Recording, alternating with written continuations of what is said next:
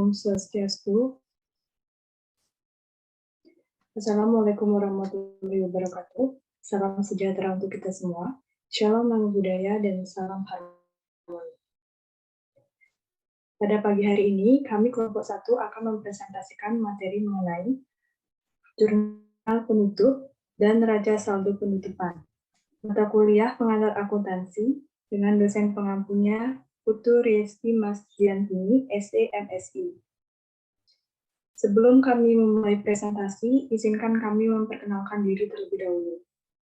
Dimulai dari saya, perkenalkan nama saya Nika Dektania Novena Putri dengan NIM akhir 1154.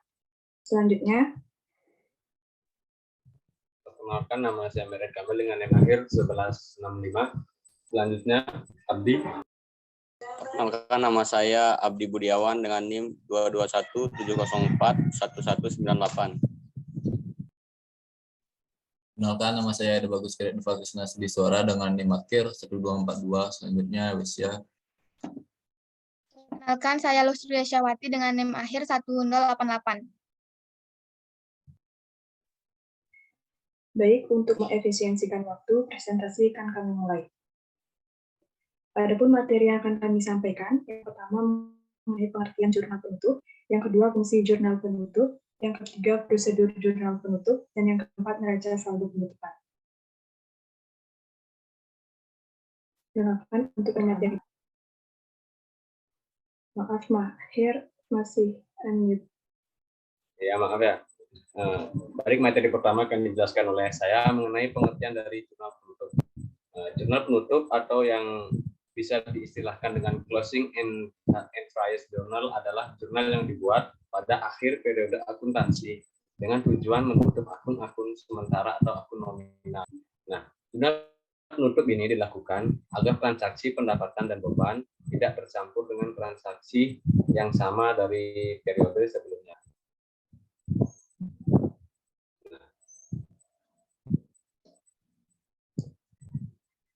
Secara garis besar, belum kembali dulu ya. Secara garis besar, perkiraan yang telah dicatat dalam buku besar dapat dikelompokkan menjadi dua jenis perkiraan, yaitu perkiraan real dan perkiraan nominal.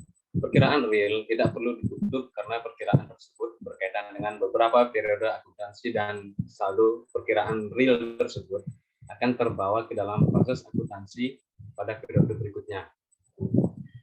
Adapun untuk perkiraan nominal harus ditutup karena perkiraan tersebut hanya bersifat sementara dan pada akhir periode akuntansi berikutnya memiliki saldo nol, sehingga saldo perkiraan tersebut tidak terbawa ke dalam proses akuntansi periode berikutnya. Proses penutupan tersebut dilakukan dengan membuat jurnal yang disebut dengan jurnal penutup. Nah, jurnal penutup juga memiliki fungsi-fungsi yang lebih spesifiknya meliputi yang pertama adalah menutup semua perkiraan menjadi nol. Nah, maksudnya, jurnal penutup memiliki tujuan utama, yaitu untuk menutup semua akun yang sebelumnya hanya ada pada perkiraan sementara hingga saldonya menjadi nol. Hal ini dilakukan guna mengetahui saldo yang ada pada akun real atau akun permanen, menunjukkan kondisi saldo yang sesungguhnya atau real time. Kemudian, yang kedua ada fungsi memisahkan akun pendapatan dan beban. Fungsi kedua dari melakukan penutupan saldo yaitu untuk memisahkan antara akun pendapatan dengan akun beban. Jika kedua akun tersebut bercampur, maka perusahaan tidak dapat menyusun periode akuntansi pada periode berikutnya. Kemudian yang ketiga ada fungsi memudahkan audit perusahaan. Fungsi jurnal penutup yang ketiga yaitu untuk memudahkan proses auditing perusahaan. Hal ini karena setiap transaksi yang telah dicatat dalam periode tertentu sudah dipisahkan, sehingga pihak auditor dapat dengan mudah mengetahui transaksi yang terdapat pada periode akuntansi sekaligus. Kemudian fungsi yang terakhir adalah fungsi keperluan untuk laporan keuangan. Fungsi ini membuat jurnal penutup untuk menyajikan hasil laporan keuangan yang terdiri dari beberapa akun real seperti aktiva, ekuitas, dan kewajiban. Baik, mungkin itu materi saya yang dapat saya sampaikan mengenai pengertian jurnal penutup. Selanjutnya akan dilanjutkan dengan materi prosedur pembuatan jurnal penutup yang akan dilanjutkan oleh Tanya. Terima kasih. Baik, terima kasih. Selanjutnya saya akan menjelaskan mengenai prosedur pembuatan jurnal penutup. Pada akhir periode dilakukan penutupan semua akun beban, pendapatan, PRIV, dividen, dan laba tahun berjalan. Adapun prosedur jurnal penutup, yang pertama penutupan akun pendapatan atau penghasilan, di mana jurnal penutup digunakan untuk menutup semua akun pendapatan sehingga akhir periode pelaporan saldonya menjadi 0. Saldo normal akun pendapatan dikredit akan menjadi 0 harus didebit dengan jumlah yang sama. Semua akun pendapatan, operasi maupun di luar operasi ditutup ke akun ikhtisar laba rugi. Yang kedua, penutupan akun beban. Jurnal penutupan juga digunakan untuk penutupan semua akun beban, sehingga di akhir periode pelaporan saldonya menjadi 0. Saldo normal rekening akun beban berada di sisi debit, sehingga untuk menjadi 0 harus kredit dengan jumlah yang sama. Semua rekening akun beban ditutup ke akun ikhtisar laba rugi atau income summary. Untuk prosedur selanjutnya akan dijelaskan oleh teman saya, Wesya. Silakan. Baik, saya akan menjelaskan mengenai prosedur selanjutnya dari jurnal penutup. Prosedur selanjutnya ialah penutupan akun ikhtiar laba rugi. Akun ikhtiar laba rugi merupakan akun sementara sehingga memerlukan jurnal penutup. Akun ikhtisar laba rugi ditutup ke akun saldo laba, sehingga pada akhir periode setelah jurnal penutup tidak ada lagi akun laba rugi tahun berjalan karena sudah ditutup dan terbukti saat penyusunan laporan perubahan ekuitas. Dalam penutupan akun ikhtiar laba rugi terdapat dua kondisi, yaitu kondisi laba dan juga kondisi rugi. Kondisi laba adalah penutupan ikhtisar laba rugi, yang dimana akan menambah pada saldo laba. Sedangkan kondisi rugi ialah penutupan ikhtisar laba rugi akan mengurangi saldo laba. Next slide. Yang keempat ialah penutupan akun prive. Prive adalah pengambilan sebagian kekayaan oleh pemilik perusahaan untuk keperluan pribadinya. Akun prive ini memiliki perbedaan dalam proses penutupannya dengan penutupan akun beban dan juga penutupan akun pendapatan. Pada akun prive tidak ditutup ke akun ikhtisar laba rugi, melainkan akan ditutup ke akun modal karena prive mengambil sebagian dari modal. Yang kelima ialah penutupan akun dividen. Dividen merupakan pembagian laba entitas kepada pemegang saham dan terjadi pada bentuk entitas perseroan. Pembagian dividen mengurangi jumlah saldo laba, tetapi saat pembagian dividen dicatat ke akun dividen sehingga buku besar saldo laba tidak berkurang. Saldo lama tidak mencerminkan nilai yang sebenarnya karena belum dikurangi dengan jumlah dividen yang dibagikan pada akhir periode. Dividen termasuk ke akun sementara, sehingga dibuat jurnal penutupan dividen dan ditutup ke akun saldo laba. Dengan demikian, buku besar saldo laba mencerminkan nilai yang sebenarnya. Baik, materi selanjutnya akan dijelaskan oleh Diva.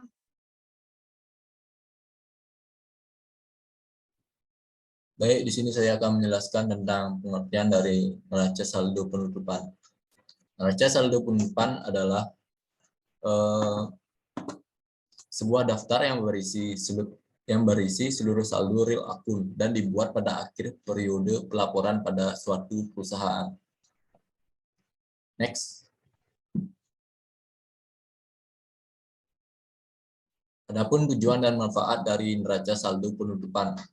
Yang pertama, tujuannya satu yaitu untuk memastikan apakah antara pengeluaran dan pendapatan perusahaan seimbang atau tidak setelah penutupan buku dilakukan. Dan yang kedua, menunjukkan keseimbangan buku besar. Dan yang ketiga, mengurangi resiko kecurangan. Dan adapun manfaatnya neraca saldo yaitu satu, untuk digunakan sebagai neraca awal pada periode akuntansi selanjutnya. Yang kedua, berguna untuk menjaga dan memastikan bahwa perhitungan dalam buku besar sudah seimbang atau belum. Dan yang ketiga adalah penutupan adalah Anda dapat mengetahui apa saja kekayaan dan dari mana sumber pendanaan suatu perusahaan. Dan yang selanjutnya akan dilanjutkan oleh teman saya Abdi tentang cara membuat neraca saldo penutupan. Baik, terima kasih Diva. Di sini saya akan menjelaskan cara membuat neraca saldo penutupan. Sebelum membuat neraca saldo penutupan, maka Anda harus mengetahui komponen-komponen yang ada dalam neraca saldo penutupan tersebut. Next slide. Nah, di sini bisa dilihat komponen-komponen di atas seperti periodenya, nama perusahaannya, neraca saldo setelah penutupan, dan di mana di bawah itu ada kolom-kolom, ada 4 kolom. Yang pertama kode akun, yang kedua nama akun, dan yang ketiga debit, dan yang keempat yaitu kredit. Jika semua komponen tersebut sudah dipenuhi, maka Anda dapat membuat neraca saldo setelah penutupan dengan langkah-langkah. Balik lagi slide-nya. Dengan langkah-langkah yang pertama, siapkan akun nominal seperti pendapatan, baik dari dalam maupun luar perusahaan. Selain itu, siapkan juga akun pengeluaran, baik itu yang operasional dan non-operasional. Yang kedua, buat closing journal yang mana pengeluaran yang mulanya debit menjadi dikreditkan, dan pemasukan yang mulanya kredit menjadi didebitkan. Yang ketiga, jumlahkan. Maka akun hanya tersisa akun real saja, seperti hutang, modal, dan kekayaan. Selanjutnya, membuat format tabel seperti yang saya jelaskan tadi. Yang kelima, lalu masukkan data yang sesuai dengan catatan di buku besar.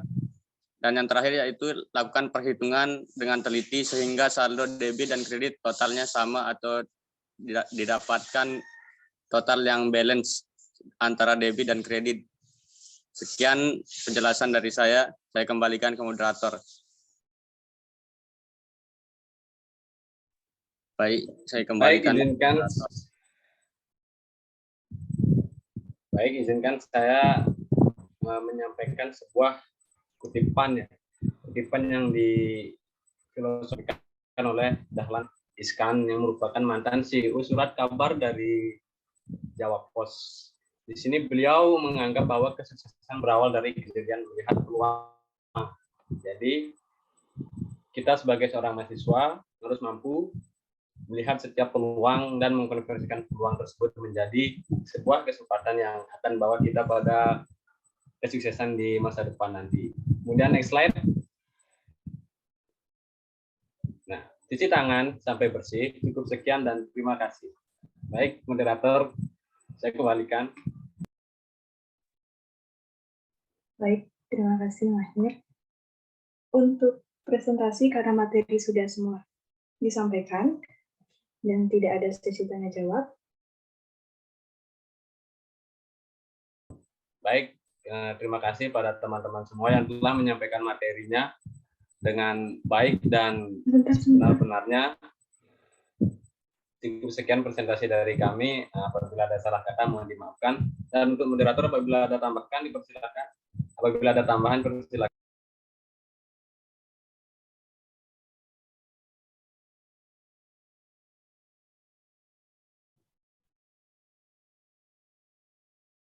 Oke, maaf saya ulangi karena presentasi penyampaian materi sudah disampaikan semuanya.